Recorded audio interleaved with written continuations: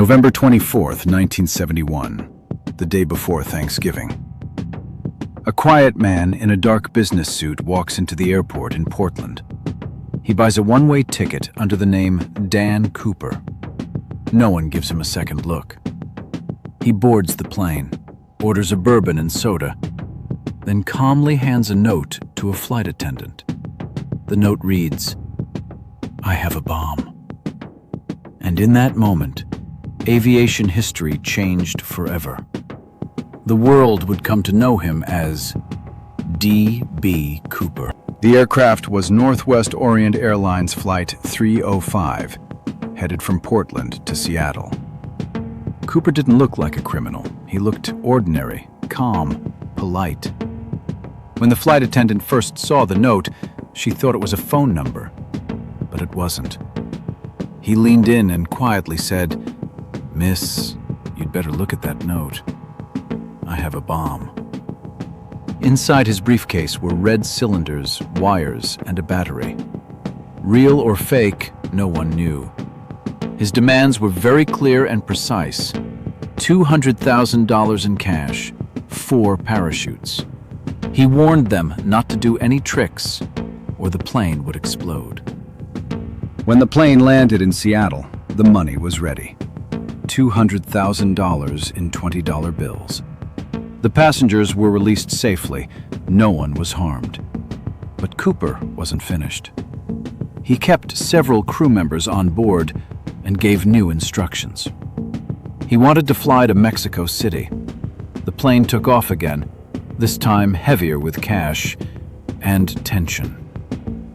Outside it was dark, cold, raining. Inside the cabin, Cooper seemed almost relaxed, but no one knew what he was planning next. Somewhere over the forests of Washington State.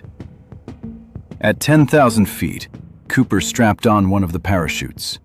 He tied the ransom money around his waist. Then he walked to the rear of the plane. He lowered the back stairway mid-flight, something few people even knew was possible. Wind roared into the cabin. Rain whipped through the darkness.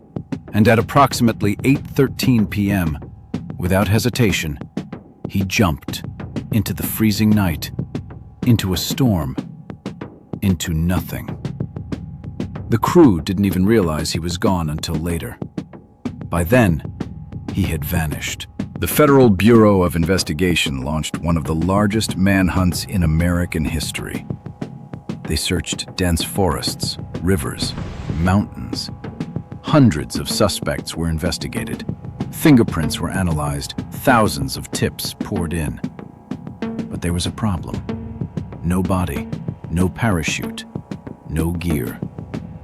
Nothing. Then in 1980, nearly 9 years later, a young boy digging along the Columbia River found something shocking. Bundles of decaying cash. Serial numbers confirmed it. It was Cooper's ransom money. But Cooper himself, still missing. So what really happened? Some experts believe he never survived the jump. The weather was brutal, the terrain unforgiving. He wasn't an experienced skydiver, at least not officially. Others believe the opposite. They argue the extra parachutes were requested to prevent sabotage.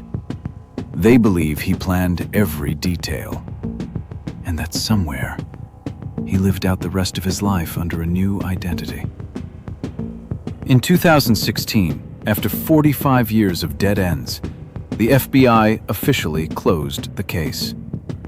But they never solved it. So the question remains, did D.B. Cooper die in the wilderness? Or did he pull off the perfect crime and walk away? Some mysteries are never solved. They're only buried in the dark. If you want the truth they don't talk about, subscribe to Dark Secrets Vault and step inside.